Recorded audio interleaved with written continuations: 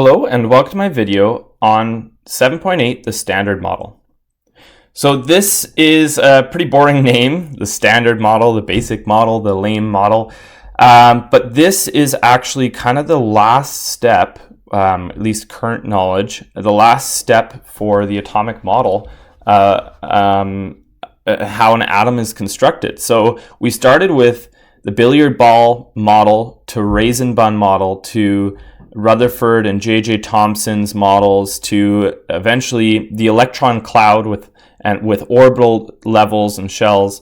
And all those are great models, but they have flaws and they don't quite work all the time. And so what we eventually got to is something called the standard model. It is our new, most modern model for how the smallest things in the universe function. At their simplest, we have fermions, which are matter. We have antifermions, which are antimatter. We have bosons, which are force carriers. So we've got those three different types of things. Fermions can be divided into quarks and leptons. Quarks are really heavy, relatively heavy. They're tiny, okay? They're smaller than a proton, right? But they are relatively heavy and make up things like protons and neutrons, and actually other things as well. And there are 6 flavors of quarks based on 2 stable forms, the up and down quark. Okay, so the up and down quarks then have different types kind of within themselves. So up can be the charm, top, or up. The up is the stable version. Charm is less stable and heavier. Top is even heavier and even less stable. So it will decay back into the up form relatively quickly. If it's any of those 3, it'll become the up soon. Same thing with the down variant. Strange is heavier and less stable. Bottom is even heavier and less stable, but it'll decay back into the down variant if you just wait a tiny bit of time. Leptons are quite lightweight, having the most classic example of a lepton is an electron. Okay, so there are 2 different stable forms, electrons and neutrinos. They're both basically have almost no mass. They do have mass. They are still matter, not like a boson. They still have mass, but they don't have very much mass. So electrons, there are 3 different flavors of those. There's the tau, the muon, the electron. And then we came up with these really lame names for neutrinos: tau neutrino, muon neutrino, and electron neutrino. And again, they work the same as the up and down variants of quarks, where the muon is more heavy, the tau is even more heavy, and they will all decay back into the electron variant, or the classic neutrino variant. So they get heavier and heavier as you go down the list up above. And they also have antimatter versions of themselves. So each of these variants has an antimatter version of itself. So if there's 12 different variants of fermions, and there's also 12 antifermions or antimatter variants.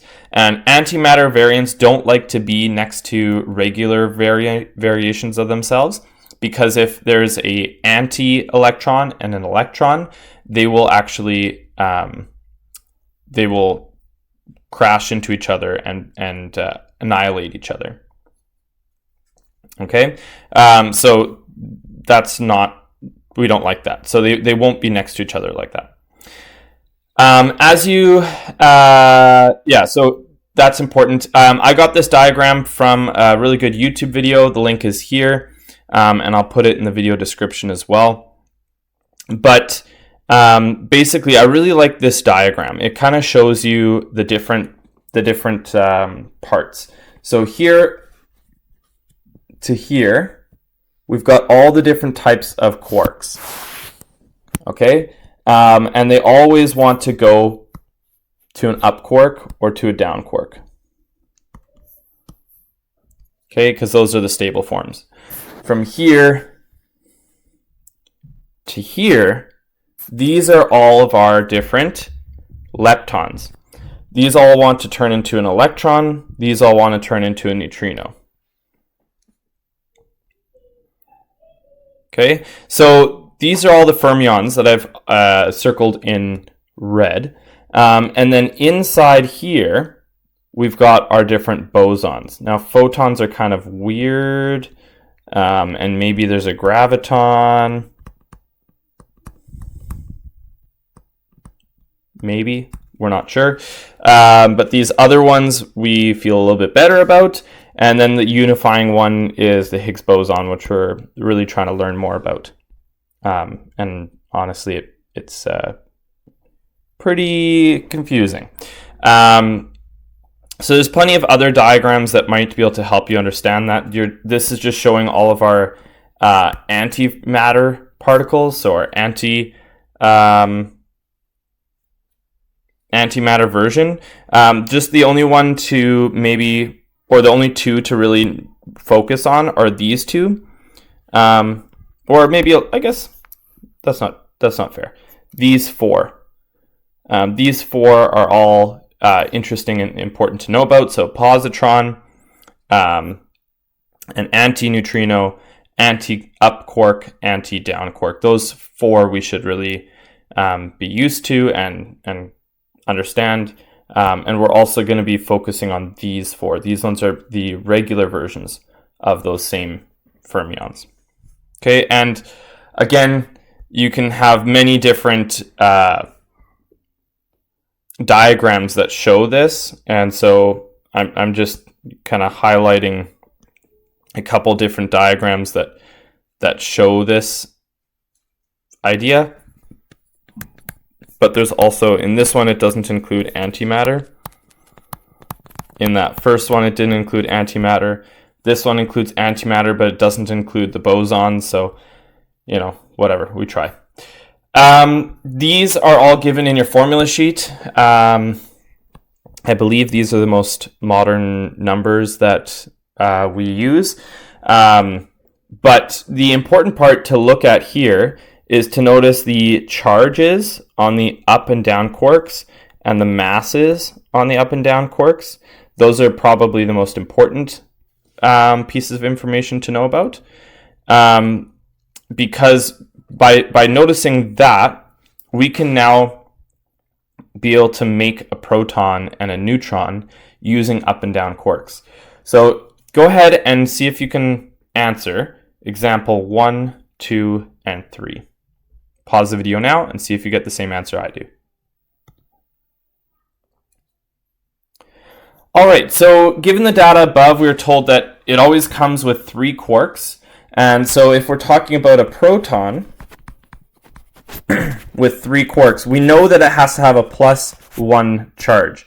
So the only way for it to get a +1 charge is if we use, and we have to use 2 or 3 different quarks. So +2 over 3, +2 over 3, -1 over 3, right? So by doing this, it's the same thing as having 3 over 3, which is +1. So what is this? It's an up quark, and a down quark. So together, this makes up a proton. And what you'll notice, if you look at the masses of this, it's 2.4 plus 2.4 plus 4.8. So the mass is somewhere around 9.6. Now, this is 9.6 mega electron volts per speed of light squared. That's a weird unit, but it comes from this, right? So it comes from, if we divide the energy by speed of light squared, then we get the mass. So it's measuring the energy in mega electron volts and then dividing by speed of light squared. So it's a weird unit, but that's where it's coming from.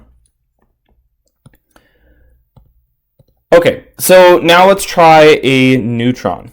A neutron has a charge of 0. So we need to make sure it adds up to 0. So if we use a +2 over 3, then another -1 over 3, and another -1 over 3, we get an up and then a down and a down quark. So a neutron is up, down, down, while a proton is up, up, down. Now, if we look at the masses, it's also kind of interesting because it's going to look like this. And so we get 12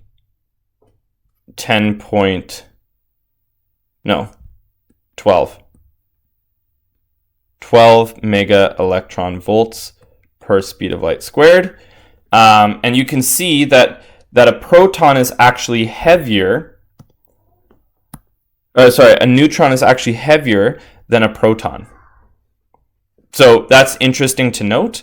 And the difference between the two is why we have neutrinos and antineutrinos that are shot off during beta decay.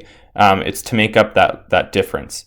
And it's not entirely clear exactly how that all works out at the end, but it has to do with energy equals mass, right? So like the energy mass equivalency. Okay, let's try example 2. Pause the video now and try it out yourself. If protons are made up as described in example 1, and then 2 electrons pass by above and below the proton, how will the paths be different from each other? Well, what will actually happen is that we're going to bunch it up like this, right? Because the positive charged up ones don't want to be next to each other, so we kind of put the down kind of in between, but it's going to be more of a ball shape. And so when we do that, I'm going to try to draw it again over here. You're going to notice that it's a plus 2/3 over here, a plus 2/3 over here, and on this side it's a minus 1/3. Right? So because of that, when an electron passes above and an electron passes below, they're going to be affected differently. Electron is negatively charged. So if it sees this positively charged 2 up quarks here, it's going to bend quite a bit down here. But here it's seeing a negative charged 1/3 from the down quark, and also a little bit of positive charge, but it's further away. So here it's going to be almost undeflected. It might bend a tiny bit, but it's going to be a lot less deflected than on the other side. And that asymmetrical bend is one of our evidences for quarks even existing and having different charges from each other. So this is, quite interesting. And actually, I already answered this question, but what is the mass of a neutron and a proton?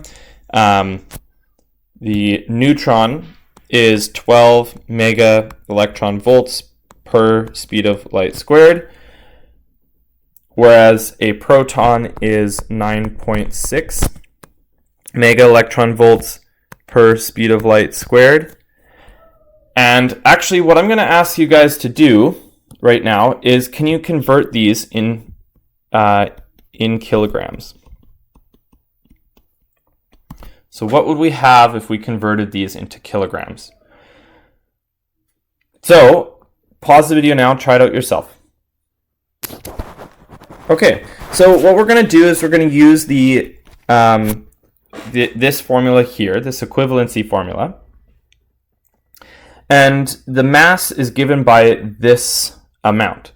So that means if we're using this formula, and this is the mass we're putting in, right? Then really what it means is that we have an energy. We're just saying that we know the energy of a neutron, which is 12 mega electron volts. Okay? If we know the energy, we can convert it into joules and then back into kilograms. Okay? So first of all, this is mega, so it's going to be 12 times 10 to the 6 electron volts. Then we're going to use our conversion of times 1.6 times 10 to the negative 19. And I get an answer of 1.92 times 10 to the negative 12. joules. Okay, now switching this to get mass, we have to divide that by speed of light squared. 2.13 times 10 to the negative 29. Okay, let's try the proton version. So basically, same first step. We know that this is going to be 9.6 mega electron volts. So it's actually 9.6 times 10 to the 6 electron volts, which means that it's actually going to be 1.536 times 10 to the negative 12 joules, which means that when we divide that by the speed of light squared to get mass in kilograms, we get 1.706, repeating whatever, and really because we've got 3 sig digs because of the speed of light, times 10 to the negative 29 kilograms.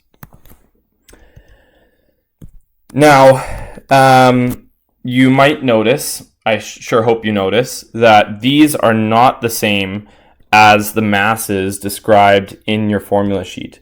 So if you look at the masses in your formula sheet, I believe for both of them it says 1.66 or maybe 1.67.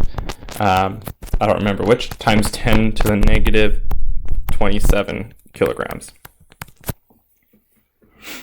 Right? So these are clearly not adding up. And that's okay because there's energy, and energy is basically just mass. So energy and mass equivalency, right? So there's energy in the bonds of the quarks within themselves. So there is going to be energy there, and that's going to make up a lot of the difference. But what you notice here, what you should notice, is that the neutron is indeed heavier than the proton, right? But it's not by too much. Like the first sig dig is the same, but the second sig dig is not, right? So it's different by like times 10 to the negative 30, right? That's how much it's different by like 4 of those, right? So there is a difference, but it's not by a lot. And so the first 3 sig digs of this is, let's just go back down here. So the first 3 sig digs, this is negative 27, this is negative 28, this is negative 29. Those sig digs are all the same as each other, right? They should be, because that's what we're seeing here with our proton neutron. In that sig dig spot, they are the same. But if you go beyond that sig dig to the negative 30 position, that's when it starts to change. And so on your formula sheet, the first 3 sig digs show that they have the same mass, but they don't. They're slightly different, but it's beyond what you have on your formula sheet. So if you want to take a look at that more precisely, I believe I have it in my mass defect video, more precise values for the proton and neutron masses. And those sometimes are what we can use if we want to find more precise values for energy or mass defect or whatever else. All right, I hope this video helped you understand kind of the basics of quarks and leptons. And really, I hope this diagram is probably the best one to look at. The red stuff is all matter. The green stuff is all these force carriers.